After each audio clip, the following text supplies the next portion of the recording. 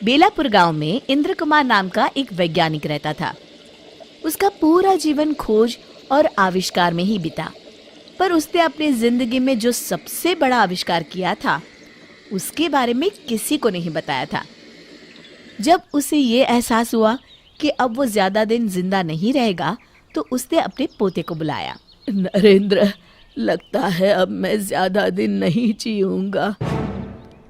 आप आए दिन इतनी सीरियसली बात क्यों करते हैं दादाजी? मेरी बात ध्यान से सुन। एक ऐसा राज है जो आज तक सबसे छुपा हुआ है। क्या मैं आपका गोद लिया हुआ पोता हूँ दादाजी?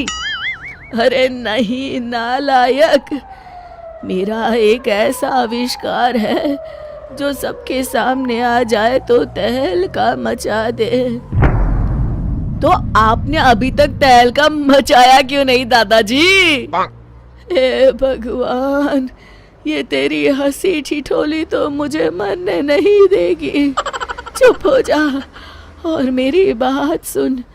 मैं वो आविष्कार किसी बड़े आदमी को बेचना चाहता था। अब तू ही संभाल और जैसा ठीक लगता है कर। पर ऐसा क्या है दादाजी, और आप कहीं नहीं जा रहे हैं? हाँ, मैंने समय में यात्रा करने वाली एक टाइम मशीन बनाई है, जिसमें बैठकर कोई भी इंसान भविष्य काल और भूतकाल में जा सकता है। लेकिन एक बात याद रखना, उस टाइम मशीन का इस्तेमाल हमेशा अच्छे कार्यों के लिए करना। ये आप क्या कह रहे हैं दादाजी? कोई फिल्म की स्टोरी सुना रहे हैं क्या? ये ले तहखाने की चाबी और ये मशीन की चाबी। इसे 3 बार आगे पीछे करने से मशीन चालू हो जाएगी।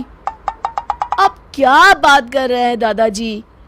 नरेंद्र तुरंत वहां से भाग जाता है और अपने सबसे भरोसेमंद दोस्त बिल्लू को बुला कर लाता है।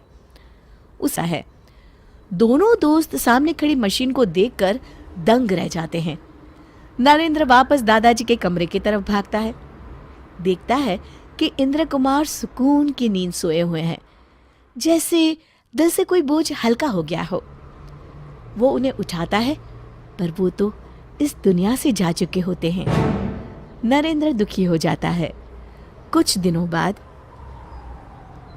अरे यार, मुझे लगता है कि तेरे दादाजी मरते मरते तेरे साथ मजाक कर गए। भला इसमें बैठकर हम लोग समय यात्रा कैसे कर सकते हैं?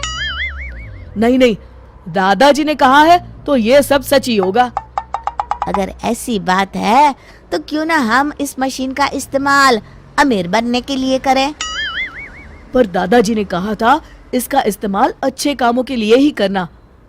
अरे तो हम कौन सा किसी का बुरा कर रहे हैं? अपनी भलाई करने में क्या बुराई है दोस्त, बताओ तो जरा। बात तो सही है। बचपन में मैंने दादाजी को किसी से कहते सुना था कि हमारे गांव के पास वाले जंगल में आज से 50 साल पहले कुछ डाकू एक बड़ा खजाना छुपा कर चले गए थे। लोगों ने उस खजाने को बहुत ढूंढने की कोशिश की, लेकिन वो उन्हें कभी नहीं मिला। तो हम इस मशीन में बैठकर समय में 50 साल पीछे जाएंगे और जंगल में गड़ा हुआ वो खजाना लेकर आ जाएंगे। इसके बाद तो जिंदगी भर मौज करेंगे दोस्त। अरे पर कहीं कुछ गड़बड़ हो गई तो? अरे क्या होगा, कोई भूत पकड़ लेगा क्या?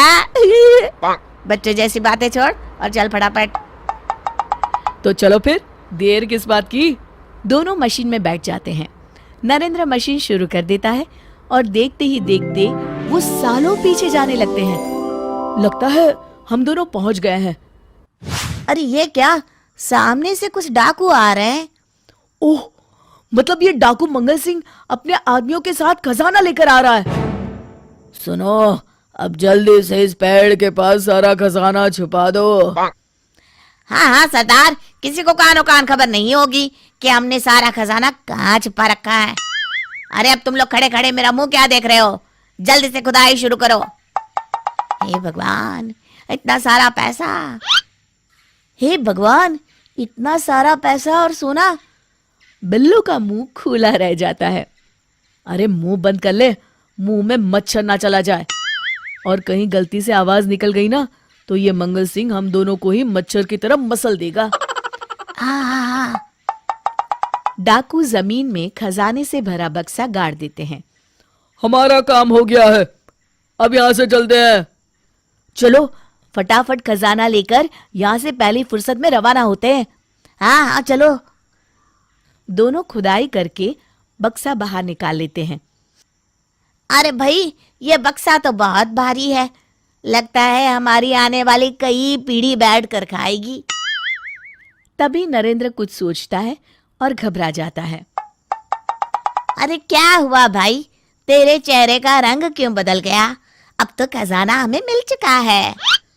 अरे अभी मुझे याद आया, मेरे दादाजी ने ये भी बताया था कि इस पेड़ पर एक चुड़ैल भी रहती है, इसलिए इस खजाने को ढूंढने जितने लोग भी गए थे आज तक कोई वापस नहीं आया। अरे मर गए रे, भगवान करे अभी चुड़ैल सो रही हो। चलो भागते हैं यहाँ से। अपनी मशीन की चाबी तो उठा लो। अरे हाँ। अरे पर ये कौन बोला? दोनों ऊपर देखते हैं। पेड़ पर उन्हें एक डरावनी चुड़ैल बैठी दिखाई देती है। देखिए चुड़ैल जी, मैंने तो अभी तक शादी भी नहीं की है, मैं तो बेकार में लालच पे पड़ गया। एक काम करते हैं, इस खजाने के 3 हिस्से कर लेते हैं, खुश। अरे ओ लालची इंसान, जान से ज्यादा खजाना प्यारा है क्या तुझे? देखिए चुड़ैल जी, आप पूरा खजाना ले लीजिए, बस हमें घर जाने दीजिए। मैंने तुम्हें घर जाने से कब रोका, पर मैं भी तुम्हारे साथ चलूंगी। आप हमारे साथ चलकर क्या करेंगी? तुझे अपनी जान प्यारी है तो चुपचाप मुझे शहर ले चल। इस जंगल में मैं बोर हो गई हूँ। मैं भी देख चुड़ैल मालूम होती है, पर क्या है ना, इस मशीन में सिर्फ 2 ही लोग बैठ सकते हैं। तो तुम मशीन चलाओ, मैं बैठती हूँ और इस बिल्लू को यहीं शेर और भालू के डिनर के लिए छोड़ जाते हैं। मैंने किसी का क्या बिगाड़ा है, थोड़ा एडजस्ट करके तीनों बैठ जाते हैं। आधे रास्ते पहुंचने के बाद मुझे तो बड़ी जोरों की भूख लगी है, किसे मार कर खाऊं? नरेंद्र और बिल्लू पसीना पसीना हो जाते हैं। क्या ये दोनों वापस घर पहुंच पाएंगे या ये चुड़ैल किसी को मार के अपनी भूख मिटाएगी? ये जानेंगे इस कहानी के अगले भाग में।